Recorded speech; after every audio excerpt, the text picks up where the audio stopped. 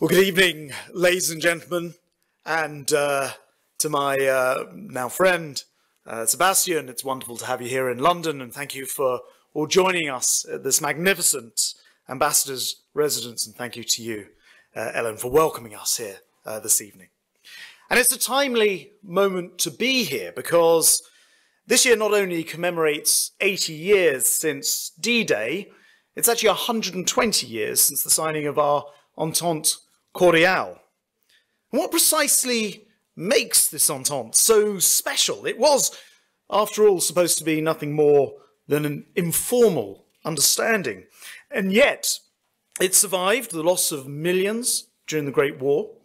It was the animating spirit that flowed through the heroic soldiers of the Free French on D-Day. And in our own century, it's remained and been reanimated by the Lancaster House treaties of 2010. So perhaps the best answer to this Entente conundrum was provided by Ferdinand Foch, the Supreme Allied Commander of the combined British, French and American forces in World War I.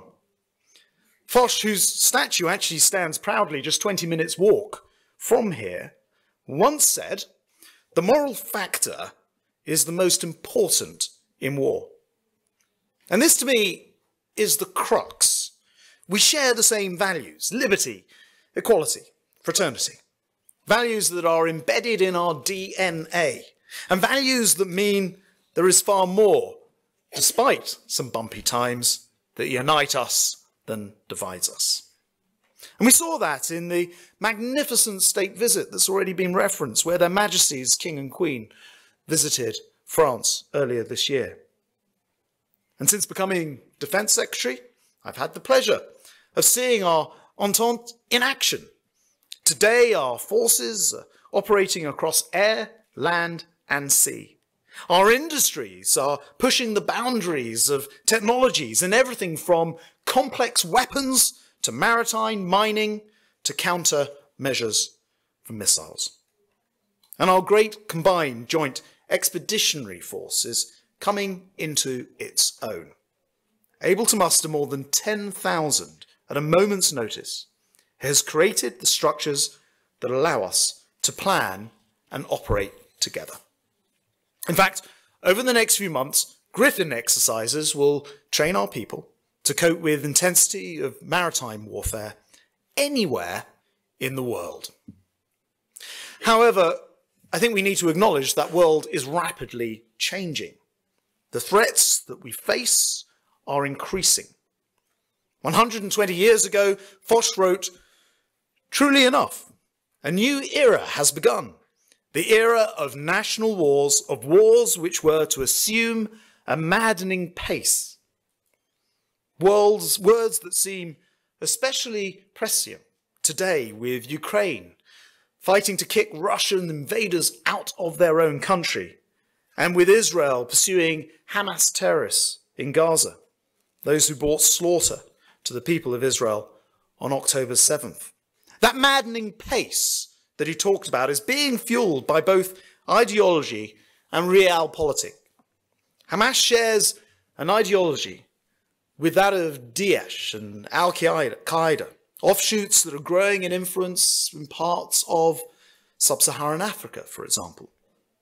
And behind Hamas lies the malign shadow of Iran, which continues to pull the strings of its proxies, no matter whether that's Palestinian Islamic Jihad, Hezbollah in Lebanon, the Houthis of Yemen, or the militants of different locations from Iraq to Syria.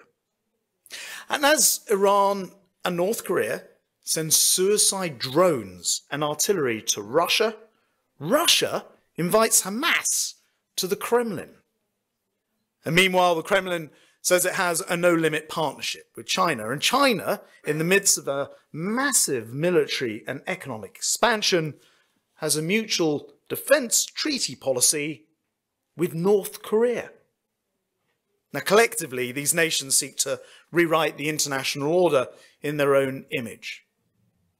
if we are to respond, then we must follow Foch in showing resolution, courage, and commitment. And I think that means three things. First, showing our wholehearted backing for Ukraine. The media focus may have switched on to the Middle East, but our focus, as Sebastian and I discussed today, has not. Putin's success wouldn't just be a disaster for Ukraine, and of course for her neighbours. It would give autocrats everywhere the green light to ride roughshod over the international rules-based system. Which is why I told President Zelensky when I visited him in Kyiv earlier this year that our support remains absolutely unwavering. As the winter draws on, we know Ukraine can expect more attacks, so the international community must continue working with coalition colleagues to keep providing Ukraine with the equipment and ammunition that she requires. And we must keep combating Russia and their campaign of disinformation, which seeks to make others forget Ukraine's plight.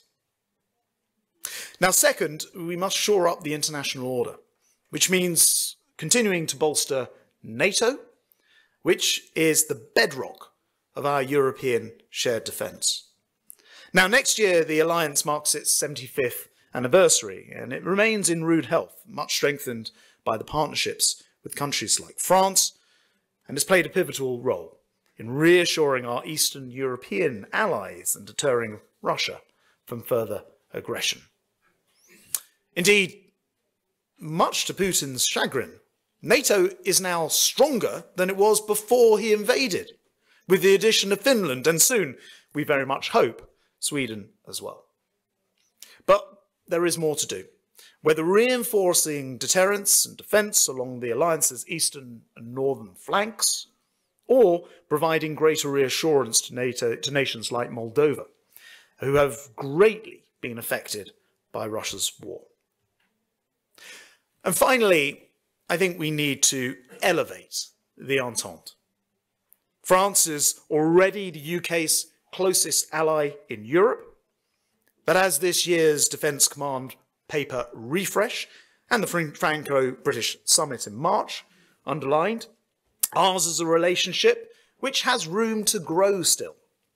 And as the threat of extremism rises again, we can increase our efforts to share intelligence, counter terror, and combat the cyber misinformation that poisons our national debate.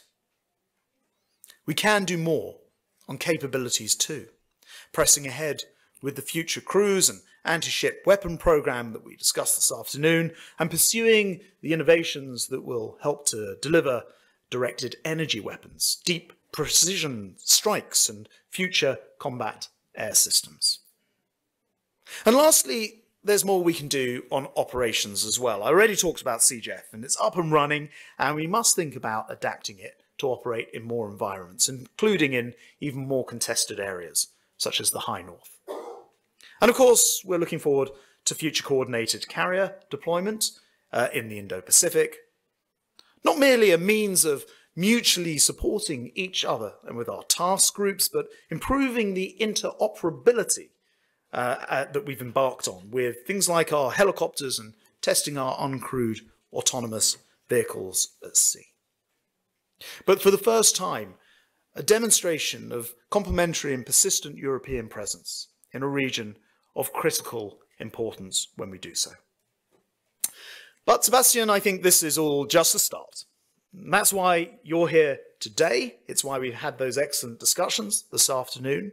We've got our brightest brains, I'm told, in this room, from the military, government, industry, academia, even one or two members of the press, from both sides of the channel. Opportunity abounds for us. We need your help in deciding where we go next. Next year's momentous anniversaries are about much more than just honouring the past, important as that is. They offer us important insights into our futures too. Now, by the end of the Great War, Field Marshal Foch was leading both the French and British forces to victory, of course. And on the base of his statue in London, the following words are inscribed. It says, "I am conscious of having served England as I served my own country." He understood that our collective strength lay not in the might of our arms, but in the strength of our shared values. Now, I've no doubt that as long as we keep those principles of freedom, justice, and democracy uppermost in our minds, then we won't simply follow Marshal Foch in preserving our entente cordiale, but 120 years on, we'll transform it into an entente supreme that merits a third plaque on the wall outside. Sebastian, thank you very much indeed.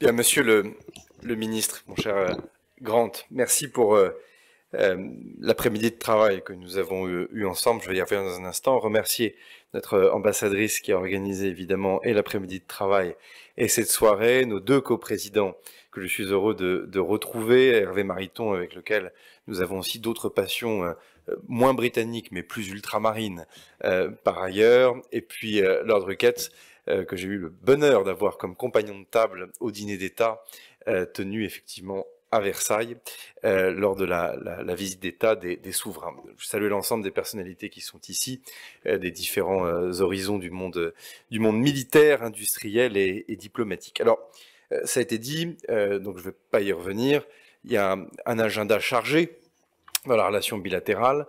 Il s'est exprimé avec ce sommet. Grant était d'ailleurs présent dans des fonctions ministérielles précédentes sur des thématiques importantes qui concernent évidemment les questions énergétiques européennes. La visite d'État, je l'ai mentionné à l'instant, et puis l'année prochaine, des anniversaires importants. La grande entente, bien sûr, l'entente, mais aussi, bien sûr, l'anniversaire du débarquement de Normandie et de la Côte d'Azur, avec évidemment la libération de notre pays. Et au fond, quand on regarde le thème sur lequel vous allez devoir tous collectivement plancher demain, comment peut-on contribuer à la sécurité de l'Europe, comment nos deux pays peuvent contribuer à la sécurité de l'Europe, déjà, premier élément de réponse, je vais essayer de nourrir les travaux de demain en n'oubliant pas son passé. Et ça démarre par là, dans un monde qui est parfois dérouté, dans lequel on peut trop facilement tirer sur les racines et les arracher. Il y a une réalité, c'est que les deux grands conflits mondiaux du XXe siècle se sont faits en solidarité, en alliance complète avec nos amis britanniques, que c'est quelque chose qu'il faut réaffirmer avec beaucoup de force. Ben Wallace, le prédécesseur de Grant, était à mes côtés le 6 juin dernier pour les cérémonies de commémoration du débarquement. Nous aurons l'occasion... Monsieur Ricketts lui-même préside un certain nombre d'associations mémorielles et de vétérans en Normandie, donc on aura l'occasion évidemment d'y revenir, mais c'est un point clé, puisque si je suis ministre des Armées, je suis aussi ministre de la Mémoire et des Anciens Combattants, et que l'essentiel évidemment de notre diplomatie s'appuie aussi sur cette histoire et sur ses racines. Pardon d'enfoncer cette porte ouverte, mais c'est important de le rappeler. Bon, en revanche, si on se projette un tout petit peu, comment nos deux pays peuvent contribuer à la sécurité de l'Europe ? C'est déjà la bonne question, c'est de se dire comment après le Brexit, pardon de démarrer par là, on faisait en sorte que les questions de défense et de sécurité ne soient pas abîmées. Et c'est le pari que nous avons fait avec Ben Wallace lorsque j'ai été nommé ministre des Armées, c'est la conversation que nous avons eue avec Grant cet après-midi, c'est de se dire il y a des réalités géographiques. Il se trouve que nos deux pays sont voisins. Il y a des réalités historiques, je les ai déjà évoquées, nous avons été alliés. Et il se trouve surtout que il n'y a pas beaucoup de modèles dans lesquels les risques de sécurité qui peuvent peser sur la nation française ne pèseraient pas aussi sur le Royaume de Grande-Bretagne. Et ça, c'est l'élément clé qui doit irriguer, évidemment, la journée de demain, c'est que notre système de défense est à bien des égards, non pas le même, mais est en miroir, de puissances nucléaires dotées, avec des capacités expéditionnaires importantes. On ne peut pas ne pas citer les cultures de forces spéciales qui existent dans nos deux pays, qui sont des armées dites d'emploi, c'est un moyen un peu élégant de dire en clair des armées qui sont capables de se déployer réellement sur des théâtres d'opération, et malheureusement aussi de connaître des morts ou des blessés. Et l'avons largement démontré aussi ces dernières décennies. Et donc, au fond, ces deux modèles d'armée sont uniques en Europe, de par la dissuasion essentiellement, mais nous met aussi en prise à des menaces qui sont particulières, parce qu'une puissance nucléaire, par définition, peut se voir contourner sa dissuasion nucléaire. Ça a été dit très justement par le ministre Mariton. Les attaques terroristes, les attaques cyber, les nouvelles menaces dans le domaine spatial, dans les fonds sous-marins. Les questions maritimes, j'y reviendrai, sont une question évidemment clé pour nous. Et donc, au fond, nous projeter sur à quoi doit ressembler notre appareil de défense dans 10, 15 ou 20 ans, c'est une question, au fond, que nous, Français, je le dis sincèrement, nous ne pouvons avoir qu'avec nos amis britanniques. Et je ne l'ai jamais dit publiquement, mais tous les travaux de la loi de programmation militaire française, avec ses 413 milliards d'euros d'investissement pour la période 2024-2030, nous avons eu des dialogues confidentiels avec le ministère de la Défense britannique pour justement expliquer nos choix, regarder quels étaient les axes d'effort et se dire au fond quelles pouvaient être les complémentarités que nous devions avoir entre nous. En tout cas, les risques et les menaces sont les mêmes. Et d'ailleurs, tout est dans Lancaster House, avec cette phrase qui globalement a été oubliée, mais qui est quand même particulièrement forte, y compris dans notre système gaulliste d'acceptation de notre dissuasion nucléaire, qui est de dire qu'il n'y a pas de schéma dans lequel les intérêts vitaux de l'un ou de l'autre ne seraient pas engagés. Et cette phrase-là, elle est fondatrice. Et donc, en fond, demain, sur comment nos deux pays peuvent participer à la sécurité de l'Europe, il y a quand même déjà cette idée, un peu égoïste, mais déjà, il y a la notion d'intérêts vitaux communes à nos deux pays. Et donc, quelles sont nos propres menaces que peut-être d'autres pays ne verraient pas en Europe, mais qui peuvent tomber sur la Grande-Bretagne ou sur la France? Je pourrais en parler pendant des heures. Les questions maritimes, disais-je. On se partage l'essentiel du fardeau de sécurité en Manche, en mer du Nord et en océan Atlantique. C'est vrai des questions migratoires, c'est vrai aussi des questions de menaces liées à la marine russe, on le sait tous. Ce sont aussi des sujets qui concernent, pour nous, cher Hervé, nos outre-mer, pour nos amis britanniques, la sécurité des pays amis du Commonwealth. Notre histoire est passée aussi par là, donc on a évidemment une réflexion sur les trois océans, c'est aussi une spécificité qui peut nous distinguer des autres pays européens. En tout cas, mon premier message est celui-ci. Il y a un travail sur mesure à faire en franco-britannique, tant pour les menaces, je pourrais parler de l'Iran, de la prolifération nucléaire iranienne, qui par définition met nos deux puissances dotées à la pointe de cette question, bref, beaucoup de sujets. Le deuxième point, sur comment peut-on contribuer à la sécurité de l'Europe en étant des alliés fiables. C'est évidemment la question de l'OTAN.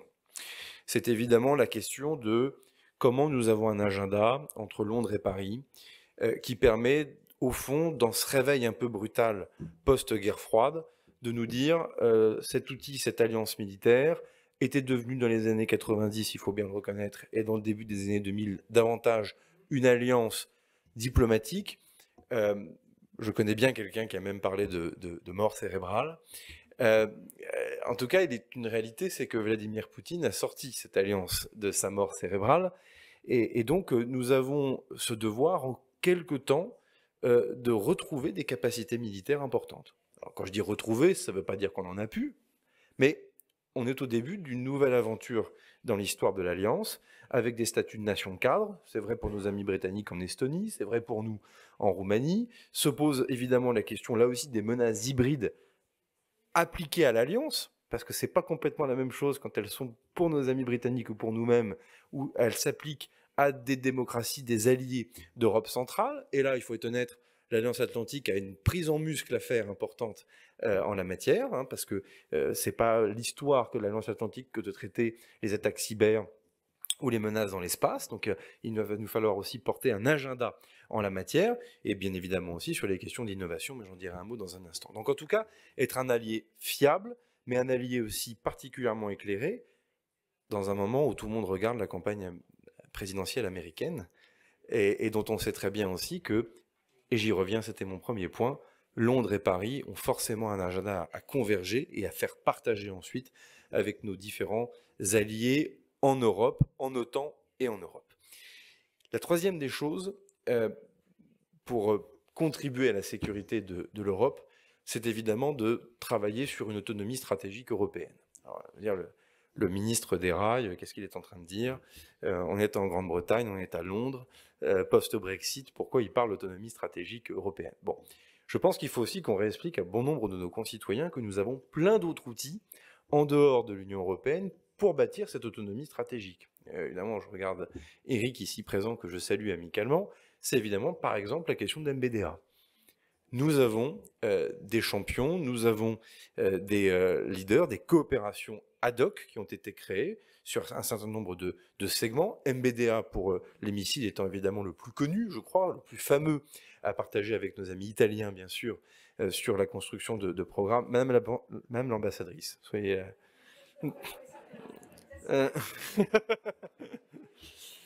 MBDA est évidemment le plus connu, et il est au service des deux premières ambitions. Et c'est là où, évidemment, nous avons des intérêts communs, puisque déjà, Grant comme moi-même, nous sommes des clients d'MBDA pour nos propres armées, donc par définition, nous attendons des délais de production remarquables, évidemment des prix qui sont tenus, que tout ça n'est pas sans lien, évidemment, avec l'aide que nous apportons à l'Ukraine. Et donc, cette économie de guerre, comme on l'a appelé, elle concerne évidemment aussi notre champion qui est MBDA. Beaucoup de progrès ont été faits ces derniers mois, notamment sur un certain nombre de gammes de missiles pour la défense solaire, dont on voit bien dans l'actualité terroriste au Proche-Orient, comme dans l'actualité de la guerre en Ukraine, qu'il n'y a pas de schéma dans lequel la protection du ciel n'est pas possible. Et donc là aussi, merci pour les efforts qui ont été faits, mais il va falloir continuer parce que ça vaut aussi pour les programmes de missiles à venir. Ça a été dit sur les missiles anti-navires. Ça pose évidemment aussi des questions importantes. On est très fiers de notre missile Météor qui fait la fierté de l'armée de l'air et de l'espace française. Il y a sa rénovation à mi-vie qui intervient bientôt. Tout le monde connaît désormais les fameux SCAP Storm Shadow. Alors, moi, je forme un vœu au titre de nos coopérations, c'est qu'on arrive enfin à trouver le même nom pour le même missile, puisqu'on a encore cette coquetterie où c'est le même dispositif, mais on a encore le besoin de chacun mettre un nom différent. Donc, au moins, j'aurai un bilan. Nous aurons un bilan, Grant, si nous arrivons au moins à donner le même nom au même missile. Mais en tout cas, tout ça n'a rien de neutre. Et je le dis ici de la manière la plus claire, ce que nous avons fait avec MBDA, avec nos amis à Rome et à Londres, nous sommes désormais prêts à le faire sur d'autres segments d'équipement et de capacités militaires, puisque on le voit bien, la compétition devient plus forte. L'autonomie stratégique européenne, pendant des années, en matière de défense, elle s'était plutôt construite en se disant il ne faut pas complètement être dépendant des États-Unis. Moi qui suis un militant du gaullisme, l'âme de Foch plane dans la pièce grâce à Grant, donc je convoque le général de Gaulle en prime. Il est clair que cette autonomie stratégique, elle s'est construite vis-à-vis des États-Unis. Aujourd'hui, il n'en est rien. Les vrais sauts, enfin, il n'en est rien, c'est toujours d'actualité, mais les vrais sauts sont à venir aussi depuis la Chine, depuis Téhéran, on se l'est dit tout à l'heure avec la question du défi des drones qui sont posés. Et donc, on doit évidemment avoir des feuilles de route qui sont communes en la matière. C'est le corollaire de l'Alliance Atlantique. C'est aussi d'avoir des alliances industrielles qui soient organisées et qui nous permettent d'avoir des capacités militaires qui fonctionnent. Voilà, ce sont mes contributions à la journée de demain.